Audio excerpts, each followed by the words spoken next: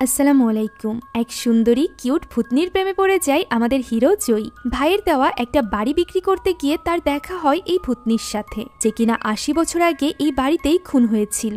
আর এরপর তারা দুজন মিলে শুরু করে মানুষকে ভয় দেখানোর বিজনেস, যেগুলো দেখে হাসতে হাসতে আপনার পেটে ব্যথা হয়ে যাবে। তবে ভূতনি এবং মানুষের এই ফানি রোমান্টিক গল্পের শেষে এমন মর্মান্তিক একটা টুইস্ট রয়েছে যা আপনি কল্পনাই করতে পারবেন না। তাই চলুন আর দেরি না করে সদ্য মুক্তি পাওয়া থাই হরর এই গল্পটি জানা যাক, যার নাম মাই ভো।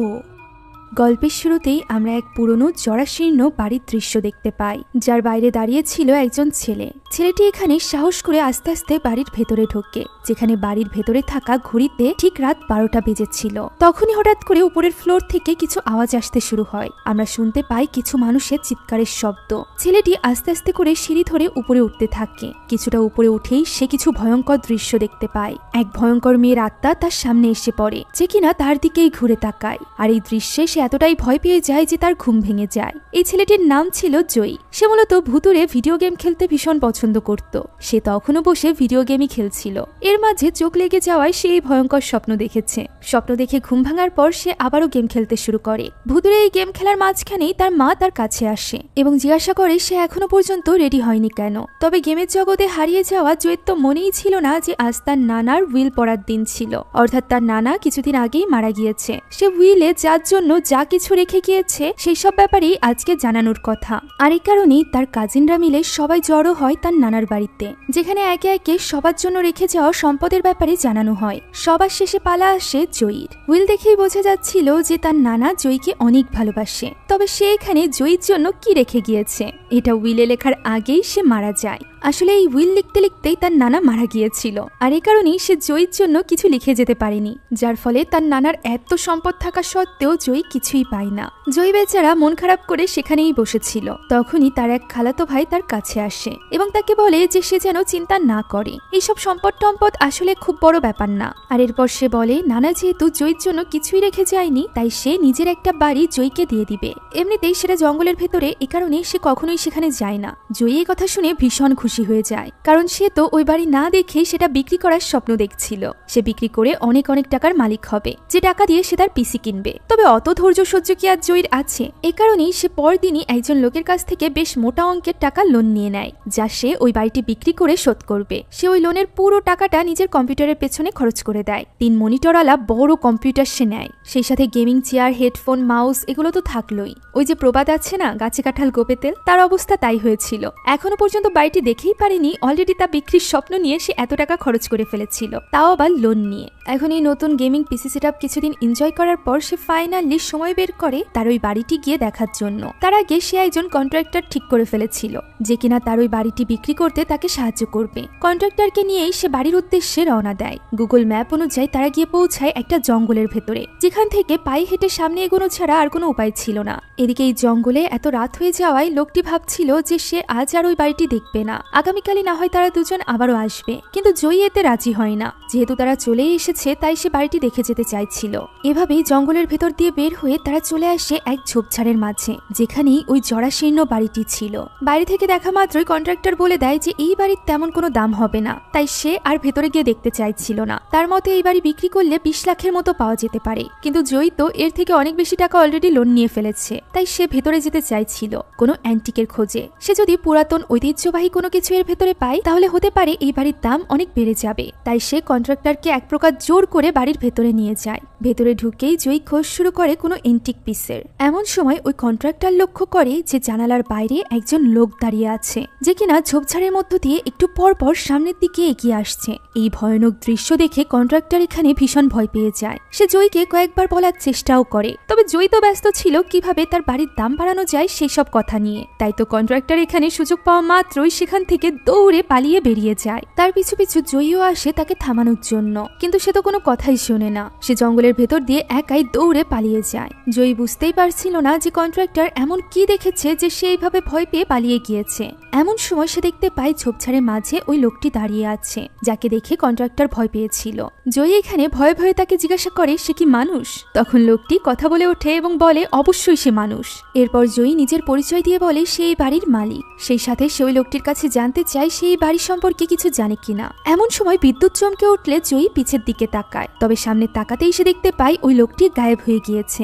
যা দেখে জয়ী বেশ ঘাবড়ে যায় এবং লোকটিকে ডাকতে থাকে। এমন সময় লোকটি নিচে থেকে উঠে দাঁড়ায়। মূলত লোকটি এখানে ব্যাঙ ধরতে এসেছিল, আর ফাইনালি সে একটি ব্যাঙ পেয়েও গিয়েছিল, যেটা নিয়ে খুশিতে খুশিতে সে সেখান থেকে চলে যায়। এই লোকটির নাম ছিল আঙ্কেল পম। জয়ী এইসব কিছু বোঝার চেষ্টা করছিল, এমন সময় বৃষ্টি শুরু হয়ে যায়, যে কারণে জয়ী আবারও বাড়ির ভেতরে ঢুকে পড়ে। তখন রাত 8টার মতো বাজে। বাইরে বৃষ্টি হওয়ায় জয়ী বের হতে পারছিল না, তাই সে সেখানেই ঘুমিয়ে পড়ে। আপনি যদি অবসর সময় গেমিং করে থাকেন তাহলে মোস্টবেটে থাকা বিভিন্ন ধরনের মনোমুগ্ধকর গেম আপনাকে ব্যস্ত রাখবে, আর এই গেমিং এর মাধ্যমে আপনি আসল নগদ পুরস্কারও জিততে পারবেন। এখানে সবথেকে আকর্ষণীয় খেলা হলো প্লিঙ্কো। এই গেমে আপনাদের জন্য রয়েছে বিশেষ চমক। এছাড়া মোস্টবেটে রয়েছে বিকাশ, নগদ, রকেট, উপায় এবং অন্যান্য পদ্ধতির মাধ্যমে সহজে এবং দ্রুত টাকা ডিপোজিট এবং উইথড্র করার সুযোগ। মোস্টবেটে রয়েছে 24/7 কাস্টমার সাপোর্ট। এখানে বিভিন্ন খেলার ফলাফলের পূর্বাভাস দিয়ে আপনার দক্ষতা পরীক্ষা করতে পারবেন এবং এই প্ল্যাটফর্মে ম্যাচের লাইভ স্ট্রিম উপভোগ করতে পারবেন। আর রেজিস্ট্রেশনের সময় 250টি ফ্রি স্পিন সহ আপনাদের প্রথম জমাতে একটি অবিশ্বাস্য স্বাগত বোনাস পেতে আমার প্রোমো কোড বাংলা ব্যবহার করুন।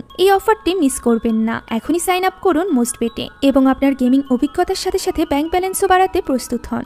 লিংক এবং প্রোমো কোড পিন কমেন্টে দেওয়া আছে। তাহলে চলুন এবার মূল গল্পে ফিরে যাওয়া যাক। তার ঘুম ভাঙে রাত 12টা বাজার পর ঘড়ির ঘন্টার আওয়াজে। সে একটু অবাকই হয়, কারণ এত পুরনো বাড়িতে ঘড়িটি এখনো ভালো আছে। এমন সময় হঠাৎই উপর থেকে একটা মেয়েলি কণ্ঠের চিৎকার ভেসে আসে, আর এরপর বেশ কয়েকটা কণ্ঠের চিৎকার চেঁচামেচি শোনা যায়, যা শুনে জয়ী আস্তে আস্তে করে সিঁড়িতে উপরে উঠে যায়। আর এরপর উপরের ঘরে সে যা দেখে তা দেখার জন্য সে একদমই প্রস্তুত ছিল না। সে দেখতে পায় একজন লোকের গলা কেটে তার মাথা থেকে আলাদা হয়ে যাচ্ছে, আর একজন মেয়ের পেট কেটে ফেলছে। সেই সাথে আরো একজন মেয়েকে সে দেখতে পায় যে কিনা অদৃশ্যভাবে হাওয়ায় ভেসে ওঠে, আর এরপর ঘাড় ভেঙে নিচে পড়ে যায়। নিচে পড়ে যাওয়া এই লাশটি তার দিকেই তাকিয়ে পড়ে, যা দেখে জয়ী ভীষণ ভয় পেয়ে যায় এবং এক চিৎকারে বাড়ি থেকে বেরিয়ে আসে। পরদিনই সে আঙ্কেল পমের সাথে মিলে কয়েকজন বৌদ্ধ পূজারীকে তার বাড়িতে নিয়ে আসে বাড়িটিকে শুদ্ধিকরণের জন্য, যাতে করে কোনো আত্মা এখানে না থাকতে পারে। সে বৌদ্ধ এই পূজারীকে 2-3 বার করে করে মন্ত্র পড়ায়। সেই সাথে তারা বাড়ির চারিদিকে সাদা সুতো বেঁধে দেয়, যার ফলে না আত্মারা প্রবেশ করতে পারবে, সেই সাথে প্রবেশ করা কোনো আত্মা নাকি বেরও হতে পারবে না। যা শুনে জয়ী বেশ ঘাবড়ে যায়। আর এরপর পূজারী জানায় সে মজা করছিল, তবে জয়ী তাকে এই সব কাজ করার মধ্যে এত বেশি জ্বালায় যে এক পর্যায়ে ওই পূজারী জয়ী এবং আঙ্কেল পমেরও শুদ্ধিকরণ করে দেয়। এখন পূজারীরা বেরিয়ে যাওয়ার পর আঙ্কেল পমও চলে যেতে চাইছিল, তবে জয়ী তাকে রিকোয়েস্ট করে আজ রাতটা তার সাথে থাকার জন্য। যদিও প্রথমে আঙ্কেল পম রাজি হয় না, পরবর্তীতে তাকে মদের লোভ দেখালে সে রাজি হয়ে যায়। দুজনে একসাথে মদ খেয়ে সেখানেই ঘুমিয়ে থাকে। তবে রাত 12টার একটু আগে হঠাৎ করে বিদ্যুৎ চমকাতে এবং বাজ পড়তে শুরু করে, যার আওয়াজ শুনে আঙ্কেল পম দ্রুত বাড়ি থেকে বেরিয়ে যায়, যেহেতু বৃষ্টি নামার আগেই সে বাড়ি ফিরে যেতে চাইছিল।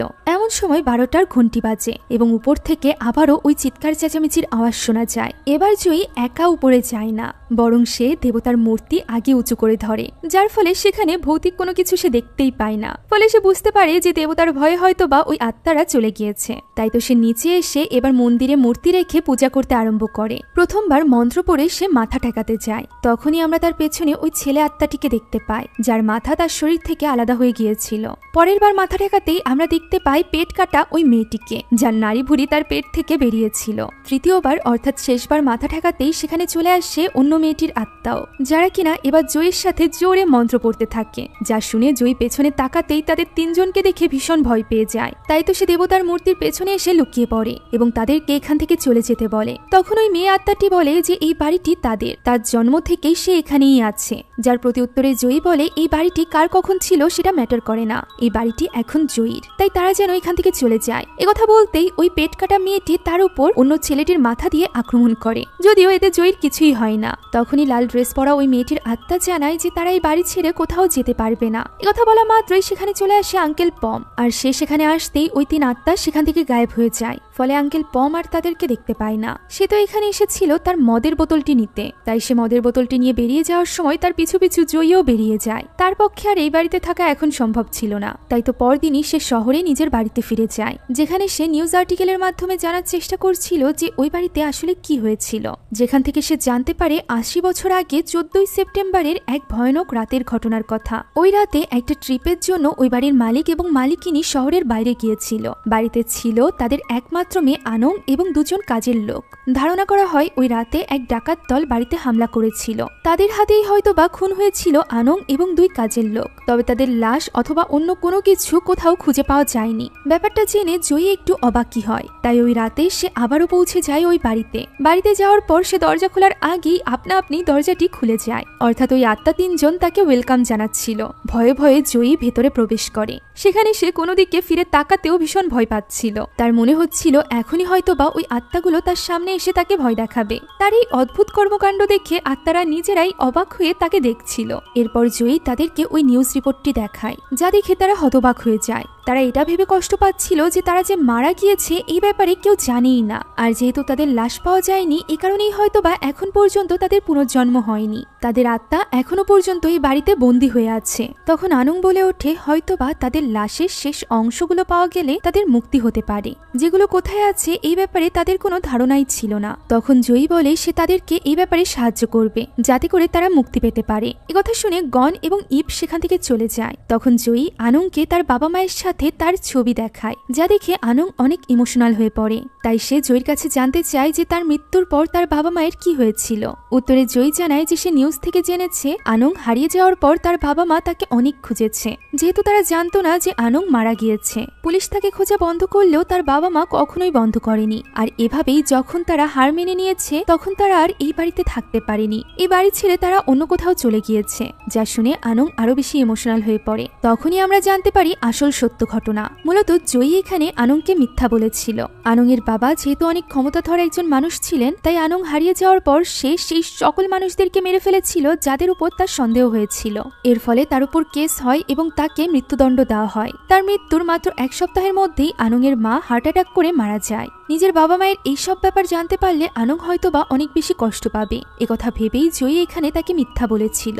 এখন পরদিন থেকেই জয়ীর কাজ শুরু হয়ে যায়। সে এই বাড়ির আঙিনাগুলো খুঁড়ে খুঁড়ে দেখছিল যে সেখানে কোথাও ওই ডাকাত দল তাদের তিনজনকে মেরে পুঁতে রেখেছিল কিনা। তবে একা হাতে সে কতই বা করে পারে। এভাবেই কয়েকদিন কেটে যায়। জয়ী হার মানে না। একদিন সে যখন খুঁড়ছিল তখন হঠাৎ করেই তার কাছে কল আসে। সে যে লোকগুলোর কাছ থেকে অ্যাডভান্স লোন নিয়েছিল তারা বাড়িতে এসেছিল, যাদেরকে তার মা তার ঠিকানা জানিয়ে দিয়েছে, অর্থাৎ এই বাড়ির ঠিকানা। যা শোনা মাত্রই জয়ী আর এক মুহূর্তও দেরি করে না, কারণ সে জানতো ওই লোকগুলো যদি এখানে পৌঁছে যায় তাহলে সে আস্ত থাকবে না। এ কারণেই সে ওই গ্রামের ভেতরে চলা একটা মেলায় পৌঁছে যায় এবং সেখানে গিয়ে সময় কাটাতে থাকে, যাতে করে পাওনাদাররা ওই বাড়িতে এসে তাকে না পেয়ে আবারও ফিরে যায়। এখন এই মেলায় সময় কাটাতে কাটাতে হঠাৎই জয়ী লক্ষ্য করে যে সেখানে একটা টিনের মতো ঘর আছে, যে ঘরটির উপরে রয়েছে ভুতুরে ঘর। টাকা দিয়ে টিকিট কেটে সকলে ভূতের অভিজ্ঞতা নিতে ভেতরে প্রবেশ করছে এবং ভয়ে দৌড়ে আবার বেরিয়ে আসছে, যা দেখে জয়ী কৌতূহলী হয়ে ওঠে। তাই তো সোডা নামের এক মেয়ের বন্ধুদের গ্রুপের পিছু পিছু সেও টাকা দিয়ে ভেতরে প্রবেশ করে, যেখানে সে দেখতে পায় ভুতুরে এক এনভায়রনমেন্ট। এখানে সবকিছুই ছিল নকল, তবুও এই সবকিছু দেখে তারা ভীষণ ভয় পাচ্ছিল।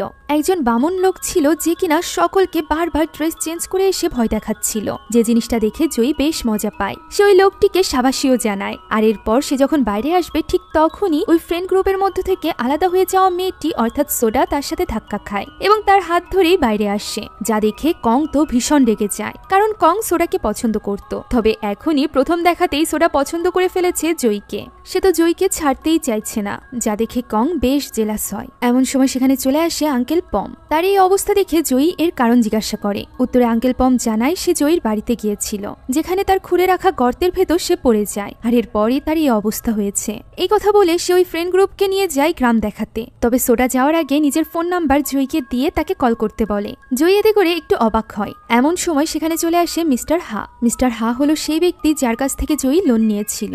জয়ীর মায়ের দেওয়া ঠিকানা অনুযায়ী মিস্টার হাও গিয়ে পৌঁছেছিল জয়ীর বাড়িতে, যেখানে জয়ীর খুঁড়ে রাখা ওই গর্তের ভেতরে পড়ে তাদের তিনজনের অবস্থাও বেহাল। মিস্টার হা এখানে তার টাকাগুলো ফেরত নেওয়ার জন্য জয়ীকে শাসাতে শুরু করে। তবে জয়ীর মন পড়েছিল ওই ভুতুরে বাড়ির দিকে। এই সব কিছু থেকে সে একটা বুদ্ধি বের করে। সে মিস্টার হায়ের টাকা শোধ করার বদলে তার কাছে আরো কিছু টাকা ধার চায়। মিস্টার হা তার এই কথা শুনে বেশ অবাক হয়। তখন জয়ী বলে সে খুব শীঘ্রই একটা নতুন ব্যবসা শুরু করতে চলেছে, যা থেকে ইনকাম করে সে তার টাকা পরিশোধ করে দিবে আরো বেশি ইন্টারেস্টের সাথে। যা শুনে মিস্টার হাও এই প্রস্তাবে রাজি হয়ে যায়। জয়ী মূলত তার বাড়িটিকেই একটা হন্টেড হাউসে রূপান্তরিত করতে চাইছিল, যেখানে কোনো নকল ভূত নয়, বরং থাকবে ওই 3 আসল ভূত। এর জন্য আগে তো ওই ভূতদেরকে রাজি করানো দরকার, যে কারণে জয়ী এবার চলে আসে আনং, গন এবং ইপের সাথে কথা বলতে। সে তাদেরকে সবকিছু খুলে বলে, সেই সাথে নিজের লোনের ব্যাপারেও জানায়। তবে লোনের এমন শোনা মাত্রই ইপ বলে ওঠে, তাহলে তো তাদের সারা জীবন ভূত সেজে এই বাড়িতেই থাকতে হবে, এতগুলো টাকা এত সহজে তো তারা ইনকাম করতে পারবে না। তবে জয়ী তাদেরকে আশ্বস্ত করে যে তারা যদি ভালোভাবে পারফর্ম করে তাহলে তারা দ্রুত অনেক টাকা ইনকাম করতে পারবে, যা দিয়ে সে লোন শোধ করবে। একবার যদি লোন শোধ হয়ে যায় তাহলে সে পুরোপুরিভাবে মুক্ত হয়ে যাবে, তখন সে তাদের লাশ খোঁজার ব্যাপারে সময় ব্যয় করতে পারবে। এতে গন রাজি হলেও ইপ তখনও পর্যন্ত ইতস্তত বোধ করছিল। তবে আনং এতে রাজি হয়ে যাওয়ায় তাদের আর কিছু বলার থাকে না। আনং মূলত জয়ীকে সাহায্য করতে চাইছিল, যে ব্যাপারটা বুঝতে পেরে জয়ীরও ভালো লাগে। জয়ী এখানে একে একে তাদের তিনজনকেই বুঝিয়ে দেয় যে তারা কিভাবে মানুষদেরকে ভয় দেখাবে। গন এবং ইপের পর এবার পালা ছিল আনং এর, যেখানে আনং তার মাথা পুরোপুরিভাবে ঘুরিয়ে জয়ীকে ভো বলে ভয় দেখায়। আর এই জিনিসটা এত বেশি কিউট ছিল যে জয়ী তো ভয় পাওয়ার বদলে উল্টে প্রেমে পড়ে যায়। যাই হোক, এবার পালা ছিল তিনজনের একসাথে প্র্যাকটিস করার। যখনই জয়ী 1 2 3 বলে ঠিক তখনই তারা গায়েব হয়ে যায়। দেখা যায় ঘড়ির কাঁটায় 12টা বেজে গিয়েছে। উপর থেকে চিৎকার চেঁচামেচির শব্দ আসতে থাকে। জয়ী আবারও চলে যায় সিঁড়ির কাছে, যেখানে সে একে একে সকলকে আবারও মরতে দেখে। আনং মাটিতে পড়া মাত্রই হেসে দেয় এবং জয়ীকে বলে সে মারা গিয়েছে। এবার তারা আবারও প্র্যাকটিস কন্টিনিউ করতে পারে। জয়ী আনং এর আত্মার এই নিষ্পাপ কিউট ব্যবহারে যেন আরো বেশি গলে যায়। ভূতেরা তো মোটামুটি রেডি, এবার পালা ছিল পুরো বাড়িটিকে একটা ভূতুরে বাড়িতে রূপ দেওয়ার। জয়ী মূলত এই কারণেই আরো কিছু টাকা ধার নিয়েছিল মিস্টার হাইয়ের কাছ থেকে। সেই বাড়িটিকে একটা ভূতুরে বাড়িতে রূপ দেয়, আর এরপর নতুন ব্যবসার জন্য প্রার্থনা করে পৌঁছে যায় রাস্তায়, যেখানে সে সোডা এবং তার বন্ধুদেরকে আমন্ত্রণ জানিয়েছিল তার ভূতুরে বাড়িটিকে ভিজিট করার জন্য। আর সোডা যেহেতু জয়ীকে পছন্দ করত, তাই সে তো একবারেই রাজি হয়ে যায়। বাধ্য হয়ে কং এবং বাকি দুজনকেও আসতে হয় সোডার সাথে সাথে ওই বাড়িটিতে ভ্রমণের জন্য। বাড়িতে ঢুকেই তারা আনং এর একটা ছবি দেখতে পায়, যেটা কিনা নড়াচড়া করছিল এবং ভয় দেখাচ্ছিল। এরপর তারা ভয়ে ভয়ে চলে যায় উপরের ফ্লোরে, যেখানে ভয় দেখানোর জন্য উল্টে ঝুলে নেমে আসে ইপ। ইপকে এইভাবে দেখে তারা ভীষণ ভয় পেয়ে যায়। দৌড়ে তারা চলে যায় করিডরে, যেখানে উপরের ছাদ থেকে নিজের মাথা ছুঁড়ে মারে গন, যেটা প্রথমে তো গাছে গিয়ে আটকে যায়। আর এরপর সে কোনো মতে নিজের মাথাকে টেনে তাদের সামনে আনে, যা দেখে তারা তো ভীষণ ভয় পেয়ে যায়। আর এরপর চলে যায় তারা আরেকটি রুমে, যেখানে একজন নর্তকীর আত্মা ছিল। এই আত্মাটি আর কেউ নয় বরং আনং ছিল। আনং এখানে মিউজিকের তালে তালে একটু পর পর নাচছিল। যখনই তার মিউজিক বন্ধ হয়ে যাচ্ছিল তখনই তারা নড়াও বন্ধ করে দিচ্ছিল, কারণ তারা এই নর্তকীর আত্মাকে ভয় পাচ্ছিল। এদিকে কিউট আনং তো বুঝতেই পারছিল না যে সে কিভাবে তাদেরকে ভয় দেখাবে। শেষমেশ সে চোখে কিছু একটা দিয়ে নিজের চোখ থেকে রক্ত বের করে ভয়ানক রূপ নিয়ে তাদেরকে ভয় দেখায়, যা দেখে তারা তো ভীষণ ভয় পেয়ে যায়। আর এরপর একে একে 3টা ভূতই তাদের সামনে চলে আসে এবং ভয় দেখায়। ফলে ভয় পেয়ে তারা এক দৌড়ে বাড়ি থেকে বেরিয়ে যায়। 3 আত্মার এই প্রথম পারফরমেন্সে জয়ী ভীষণ খুশি হয়, যদিও এখনো তাদের অনেক প্র্যাকটিসের প্রয়োজন ছিল, কারণ এরপর তাদেরকে অনেকেই দেখতে আসবে, যাদের চোখ এড়িয়ে তাদেরকে ভয় দেখানো বেশ কঠিন হয়ে দাঁড়াবে। তাই তো গন এবং ইপ চলে যায় প্র্যাকটিস করতে। আনং এখানে জয়ীকে প্রশ্ন করে যে তাকে দেখতেও কি ভয়ঙ্কর লেগেছে। জয়ী এই কথার কোনো সোজাসাপটা উত্তর দিতে পারে না, কারণ জয়ীর কাছে তো আনংকে একটুও ভয়ঙ্কর লাগে না। এরপর আনং জয়ীর কাছে জানতে চায় যে সে পেশায় কি করে। উত্তরে জয়ী জানায় সে একজন ভিডিও গেম স্ট্রিমার। আনং একটু অবাক হয়, কারণ এই জিনিসটা তার জন্য নতুন ছিল। তখন জয়ী তাকে তার ল্যাপটপ দিয়ে একটা গেম চালু করে দেখায়, যেখানে তার বন্ধুও কানেক্টেড ছিল। তার বন্ধু এখানে জয়ীর পাশে একজন মেয়ের কণ্ঠ শুনে বেশ অবাক হয় এবং তাকে জিজ্ঞাসা করে এটা কি তার গার্লফ্রেন্ড। যা শোনা মাত্র জয়ী ল্যাপটপটি বন্ধ করে দেয়। আনং প্রশ্ন করে গার্লফ্রেন্ড মানে কি। তখন জয়ী বলে গার্লফ্রেন্ড মানে ফ্রেন্ড। যা শুনে আনং খুশি হয়ে বলে তাহলে তো সে তার গার্লফ্রেন্ডই। যা শুনে জয়ী একটু লজ্জা পায়। এরপর জয়ী জানতে চায় যে আনং বেঁচে থাকতে কি করত। উত্তরে আনং জানায় সে বাচ্চা কাচ্চাকে নাচ শেখাতো। 80 বছর আগে মানুষ কিভাবে নাচতো তা তো আনং জানে, তবে এখনকার যুগের মানুষেরা কিভাবে নাচে আনং জয়ীকে নেচে দেখাতে বলে। ফলে জয়ী পড়ে যায় বিপদে, কারণ সে একদমই নাচতে পারত না। তার এই উল্টোপাল্টা নাচ দেখে আনং নিজে বেশ মজা পায়। এভাবেই সারা রাত গল্প করতে করতে কখন কেটে যায় তা তারা বুঝতেই পারে না। ভোরের আলো ফোটার সাথে সাথে আনং গায়েব হয়ে যায়। পরদিন থেকেই জয়ীর ব্যবসা ফুলদমে চালু হয়ে যায়। যেহেতু সোডা এবং কং এর অনেক ফলোয়ার ছিল, তাই তাদের কথাতে অনেকেই এই ভুতুরে বাড়ি ভিজিট করতে আসে। সেখানে অনেক দোকানপাটিরও ব্যবস্থা করা হয়। আনং, গন এবং ইপ সকলকে সমানে ভয় দেখাতে থাকে। তাদের এই ভুতুরে অ্যাক্টিভিটি এত বেশি ফেমাস হয়ে হয়ে যায় যে তাদের মতো দেখতে পুতুলো বানিয়ে অনেকেই বিক্রি করে। তবে প্রতি রাত ঠিক 12টার সময় তাদের 3 জনকে এখনো পর্যন্ত ওই মৃত্যু যন্ত্রণা ভোগ করতে হতো। যে ব্যাপারটা ভেবে জয়ীর খারাপ লাগতো ঠিকই, কিন্তু সে সবসময় চেষ্টা করতো এই মুহূর্তটাও যেন আনং এনজয় করে। ভয় দেখানোর ফাঁকে আনং মাঝে মধ্যে বাইরে এসে জয়ীর সাথে বেশ সময় কাটাতো, যদিও তাকে কেউ দেখতে পেত না। এভাবেই জয়ীর এই হন্টেড হাউস বেশ ফেমাস হয়ে যায়। জয়ী অনেক টাকা ইনকামও করে। একদিন মিস্টার হা তার 2 সেক্রেটারির সাথে আসে টাকা নিতে, যেখানে জয়ী তাদেরকে অফার করে একবার ভেতরে ঘুরে আসার জন্য। তাদেরকে টিকিট কিনতে হবে না। প্রথমে তো মিস্টার হা রাজি হচ্ছিল না, তবে জয়ী এখানে তাকে চ্যালেঞ্জ করায় সে রাজি হয়ে যায়। তার দাবি সে একটুও ভয় পায় না। তবে ভেতরে গিয়ে তার অবস্থা এত বেশি খারাপ হয়ে যায় যে এই 3 ভূতকে দেখে তাকে হসপিটালাইজড হতে হয়। অ্যাম্বুলেন্স আসে তাকে নেওয়ার জন্য, যেখানে জয়ী তার পাওনা টাকা ইন্টারেস্ট সহ তাকে দিয়ে দেয়। প্রতিদিনের মতো ওই দিনও 12টা বাজলে জয়ী সিঁড়িতে দাঁড়িয়ে অপেক্ষা করতে থাকে কখন আনং মারা যাবে। তবে এইবার যেন এই পুরো প্রসেসটা একটু বেশি সময় নিয়ে হয়, যেটা আনংও লক্ষ্য করে। এখন যেহেতু জয়ীর লোন পরিশোধ হয়ে গিয়েছিল, তাই জয়ী আবারও তাদের কঙ্কাল খোঁজার কাজ শুরু করে দেয়, যেখানে তাকে এইভাবে টি শার্ট খুলে রেখে মাটি খুঁড়তে দেখে আমাদের আনংয়ের যেন চৌকি সরে না। সে গিয়ে বসে পড়ে তার কাছে। তাকে এইভাবে দেখে টি শার্ট পরে জয়ী তার কাছে চলে আসে কথা বলতে, যেখানে আনং বলে যে তাদের কঙ্কাল খুঁজতে জয়ীর এতটা ব্যস্ত হওয়ার প্রয়োজন নেই। সে আরো কিছুদিন এখানে থাকতে চায়। একবার কঙ্কাল খুঁজে পেলে তার তো আবারও পুনর্জন্ম হয়ে যাবে। যা শুনে জয়ী তো খুশি খুশি রাজি হয়ে যায়। তবে এদিকে ইব বেশ রেগে যায়। এখন পরদিন জয়ী তাদের উদ্দেশ্যে একটা পার্টি রাখে, যে কারণে আজকের দিনের জন্য হন্টেড হাউস বন্ধ রাখা হয়। তারা একসাথে বসে চেয়ার্স করে ড্রিঙ্ক করে এবং গল্প করতে থাকে। এমন সময় সেখানে চলে আসে কং এবং সোডার সব বন্ধুরা। তাদেরকে এইভাবে এখানে দেখে জয়ী বেশ ঘাবড়ে যায়, কেননা সে তো তাদেরকে জানাতেই চাইছিল না যে এই 3 জন সত্যিকারের ভূত। তারা ভেবেছিল যে এরা হয়তো বা ভূতের অভিনয় করে, অর্থাৎ নকল ভূত। তাই তারা গন এবং ইপের ওই পারফরমেন্সটা আবারও দেখতে চায়, যেখানে ইপ তার নাড়ি ভুঁড়ি গঙের নাকের মধ্যে ঢুকিয়ে দিয়েছিল। ইপও নিজের প্রশংসা শুনে এতটা এক্সাইটেড হয়ে যায় যে তারা রাজি হয়ে যায়, যা দেখে জয়ী এবং আনং এবার ভয় পেয়ে যায়। এটা করতে গিয়ে গন হাসি দেয় এবং তার মাথা তার শরীর থেকে আলাদা হয়ে যায়, যা দেখে নেশায় ধূত কং এবং সোডার বন্ধুরা মনে করে যে তারা হয়তো বা আগের মতোই ভূতুরে অভিনয় করছে, অর্থাৎ তারা বুঝতেই পারে না যে এরা আসলেই ভূত। তাই তো বাহানা দেখিয়ে তারা বোঝার আগেই আনং তাদেরকে নিয়ে ভেতরে চলে যায়। তারা 3 জন চলে যাওয়ার পর সোডারা গান চালিয়ে দিয়ে পার্টি করতে আরম্ভ করে, যেখানে সোডা আবারও আগের মতো করেই জয়ীর সাথে লাইন মারছিল। তাকে এইভাবে তার সাথে ঘনিষ্ঠ হতে দেখে একে তো কং জেলাস ফিল করছিল, সেই সাথে জেলাস ফিল করছিল আমাদের কিউট বো অর্থাৎ আনং। তাদের এই পার্টির মাঝখানে আঙ্কেল পম চলে আসলে তারা সেখান থেকে বেরিয়ে যায়। আর তারা যাওয়ার সাথে সাথেই আনং মুখ ভার করে জয়ীর পাশে এসে দাঁড়ায়। জয়ী বুঝতে পারে আনং তার উপর রেগে আছে, তাই সে আনং এর রাগ ভাঙাতে তাকে রিকোয়েস্ট করে যে আনং যেন তাকে নাচ করা শেখায়। আনং এতে মনে মনে খুশি হয়ে যায়। যদিও আত্মা হওয়ার কারণে জয়ী চাইলেও আনং এর হাতে স্পর্শ করতে পারত না। এ কারণেই তারা এইভাবেই ডান্স করে। এইভাবেই তারা খুব সুন্দর মুহূর্ত কাটায়। পরদিন সকালেই জয়ী আনং এর বাড়ির সামনে ঠিক ওই রকম একটা গাছ লাগায়, যেরকম একটা ফুল গাছ আনং বেঁচে থাকতে তার বাড়ির সামনে ছিল।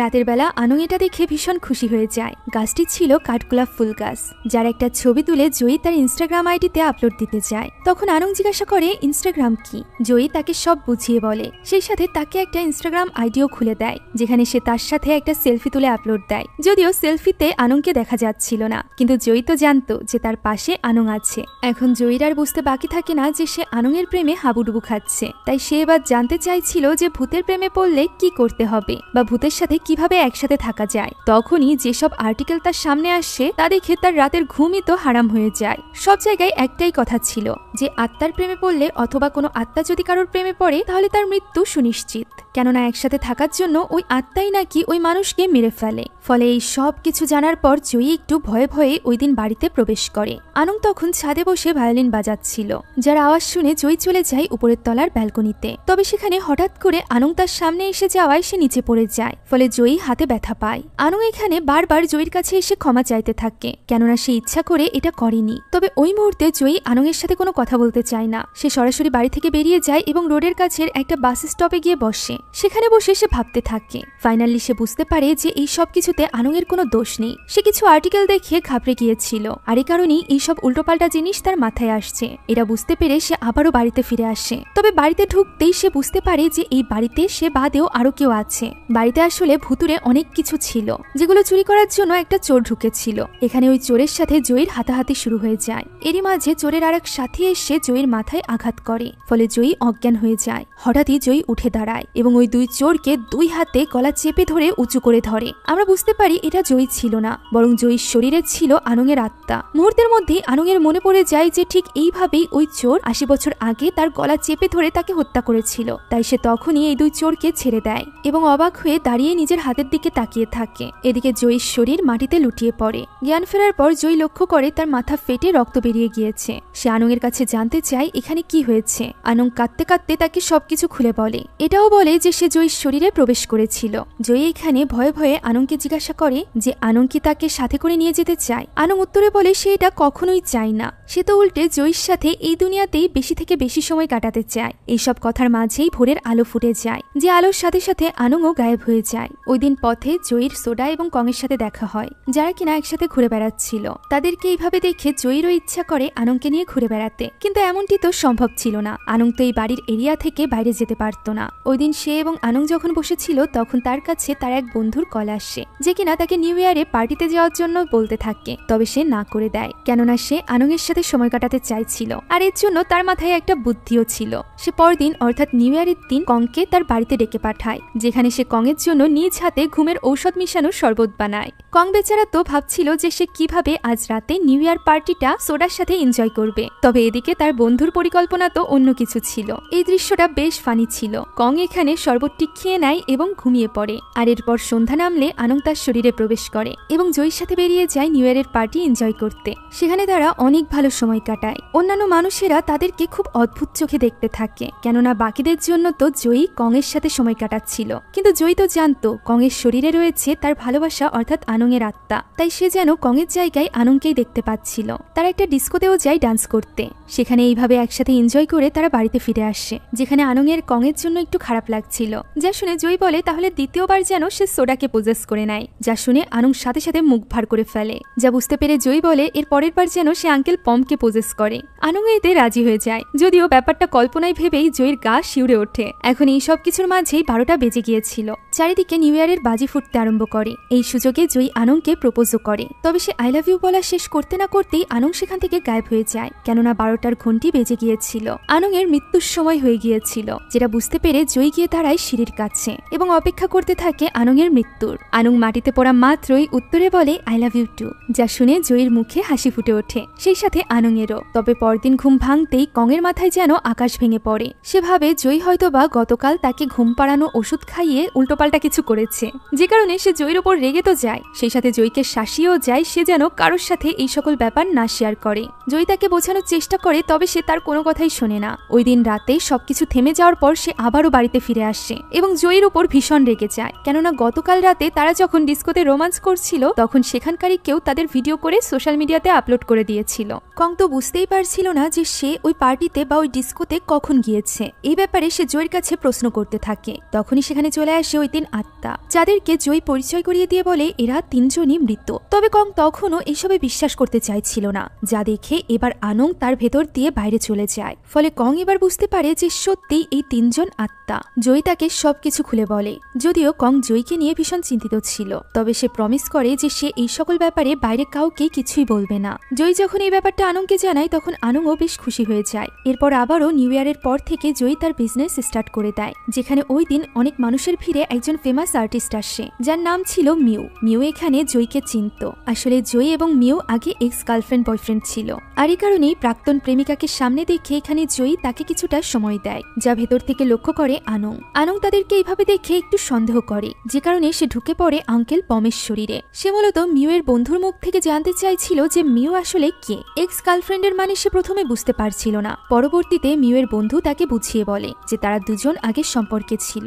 সে যখন এখানে জয়ী এবং মিউকে একসাথে দেখে তাদের প্রশংসা করছিল তখন আমাদের আনং তো জ্বলে পুড়ে শেষ হয়ে যাচ্ছিল, সেই সাথে জ্বলে যাচ্ছিল গরম করতে থাকা ব্যাঙও। এরই মাঝে মিউ এবং জয়ীও সেখানে চলে আসে। মিউ বিদায় নিয়ে চলে যাচ্ছিল, তবে সে যাওয়ার আগে আবারও ফিরে আসে জয়ীর কাছে এবং তাকে জানায় আগামীকাল পর্যন্ত সেই গ্রামে আছে, আগামীকালকে 3টা কি জয়ী তাকে দিবে। জয়ী এই কথাই রাজি হয়ে যায়, যা দেখে আনং আরো বেশি জ্বলতে থাকে। এদিকে পরদিন জয়ী ঠিকই যায় তার এক্স গার্লফ্রেন্ড অর্থাৎ মিউ এর এক্সিবিশনে। মিউ মূলত এই এক্সিবিশনের জন্য এই গ্রামে গ্রামে এসেছিল।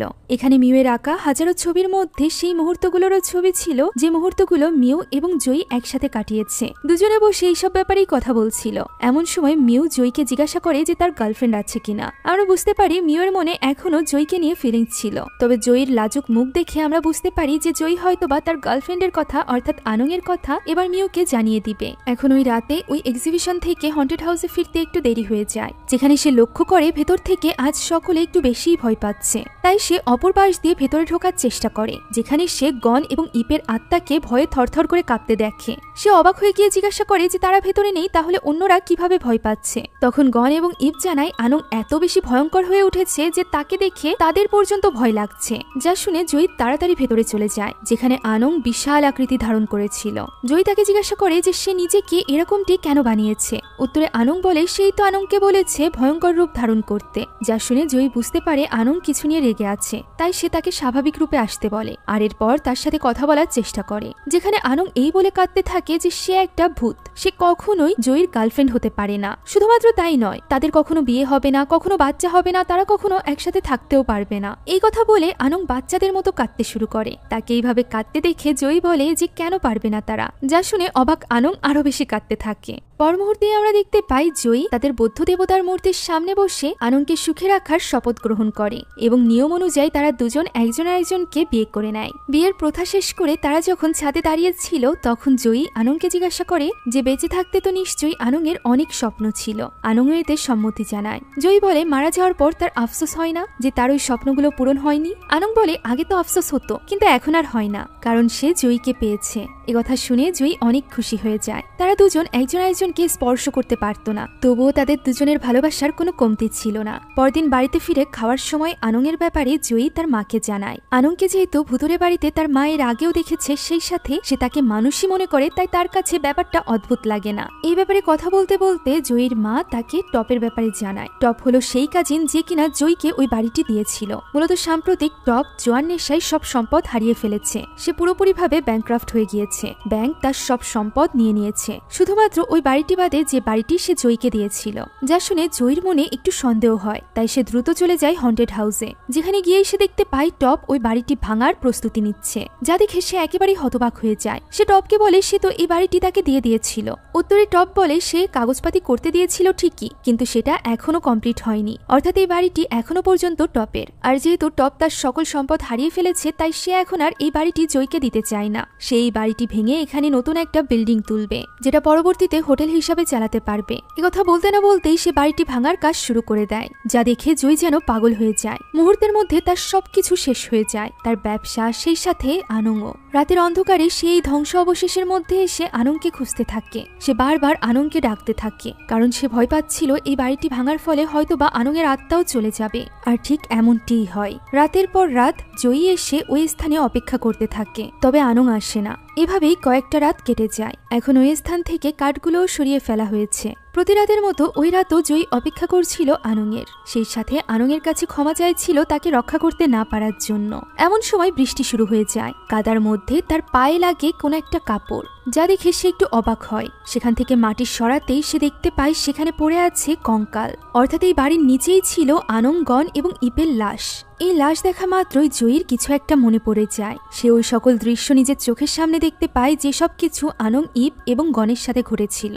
৮০ বছর আগে ৩ জন চোর এই বাড়িতে এসেছিল, যাদের মধ্য থেকে ২ জন গন এবং ইপকে খুবই নির্মমভাবে হত্যা করেছিল। আর এরপর তাদের সর্দার আনংয়ের গলা চেপে ধরে এবং তাকে হাওয়ায় তুলে তার ঘাড় ভেঙে তাকে মেরে ফেলে। পড়তে পড়তে আনং তার মুখের মাস্ক খুলে দেয়। আর এরপরই আসে গল্পের সবচেয়ে বড় টুইস্ট। এই লোকটি আসলে জয়ী নিজে ছিল। হ্যাঁ, জয়ীর পুনর্জন্ম। জয়ী আগের জন্মে সেই ডাকাত ছিল যে কিনা আনংকে খুন করেছিল।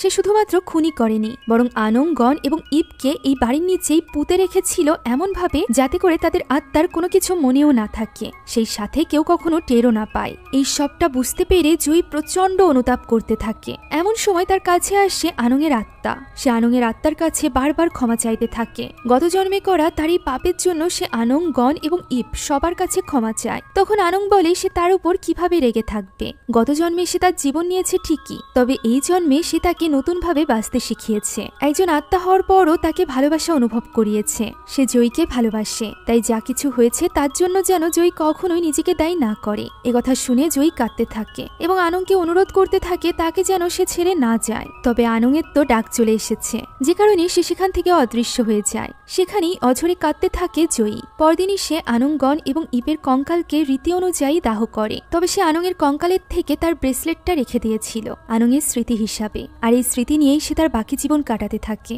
সে তার অভিজ্ঞতা দিয়ে একটা গেম বানায়, যে গেমটি ছিল আনং, গণ এবং ইপকে নিয়ে। এই হরর গেমটির মাধ্যমে সে আনংকে সকলের মাঝে জীবিত রাখতে চাইছিল। আর এমনটিই হয়, আনং এই গেমের মাধ্যমেই বেঁচে থাকে মানুষের মাঝে। তবে জয়ীর বেঁচে থাকার জন্য তো আনংয়ের স্মৃতিই যথেষ্ট ছিল। এভাবেই আনংয়ের স্মৃতি বুকে নিয়ে সে কাটিয়ে দেয় 60টি বছর। 60 বছরের এই জীবনে সে আর কাউকে আপন করে নিতে পারেনি। বৃদ্ধ জয়ী এখন পুরোপুরি একা। সে তার অফিসে বসে তার শেষ সময় কাটাচ্ছিল। তার সামনে ছিল একটা কাঠগোলাপের গাছ।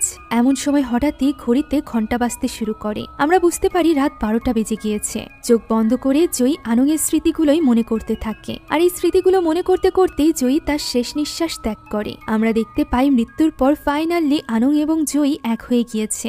এখন তারা একজন আরেকজনকে স্পর্শ করতে পারে, একজন আরেকজনের সাথে ডান্স করতে পারে। এই সুন্দর মুহূর্তগুলোর কথা ভেবেই তো এই 60টি বছর কাটিয়ে দিয়েছে বৃদ্ধ জয়ী। সেই সাথে এতগুলো বছর কিন্তু আনংয়ের আত্মাও তার জন্য অপেক্ষা করেছে। আর এই সুন্দর দৃশ্যের মধ্য দিয়েই আজকের এই থাই হরর গল্পটি এখানেই শেষ হয়ে যায়। আমার কাছে তো এই গল্পটি সব থেকে ইউনিক এবং সব থেকে সুন্দর লেগেছে। হ্যাঁ, এতে ভয় পাওয়ার মতো তেমন কিছু ছিল না, কিন্তু একটা সুন্দর লাভ স্টোরি ছিল। আপনাদের কাছে এই লাভ স্টোরি কেমন লেগেছে তা কমেন্টে জানাতে ভুলবেন না। সেই সাথে আমাদের চ্যানেলে নতুন হয়ে থাকলে please subscribe to our channel. মুভিটি সত্যি অনেক মজার। সম্পূর্ণ মুভিটি আমাদের টেলিগ্রাম চ্যানেলে আপলোড দেওয়া আছে। মুভিটি দেখতে চাইলে কমেন্ট বক্সে দেওয়া লিঙ্ক থেকে এখনই জয়েন করুন আমাদের টেলিগ্রাম চ্যানেলে। Thank you so much for watching this video. আল্লাহ হাফেজ।